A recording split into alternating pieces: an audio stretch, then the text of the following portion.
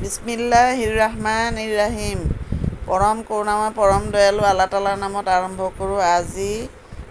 আজি নামাজৰ অৰ্থত মই কালি ফজৰৰ সুন্নত নামাজ গোটেইখিনি শিকালোঁ আৰু আজি ফজৰৰ 2 ৰাকাত ফৰজ নামাজৰ শিকাব আৰম্ভ কৰিছোঁ।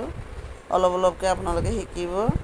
ফজৰৰ নামাজ 4 ৰাকাত, 2 ৰাকাত সুন্নত, 2 ৰাকাত ফৰজ। এতিয়া ফৰজৰ নিয়তটো প্ৰথমতে বান্ধিব লাগিব।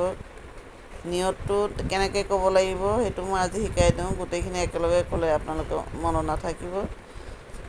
নাৱাইতুৱান উচাল্লিয়া লিল্লাহে তাআলা ৰাকাতে চালাতিল ফজৰে ফৰজুল্লাহে তাআলা মুতৱাজ্জিহান ইলা জিহাতিল কাবাতিশ শৰীফাতে আল্লাহু আকবৰ। এইটো নিয়ত তাৰমানে, বুজি পাইছে? সেইটোত সুন্নাটো ৰচুলুল্লাহে তাআলা ক'ব লাগে, এইটোত কি ক'ব লাগে?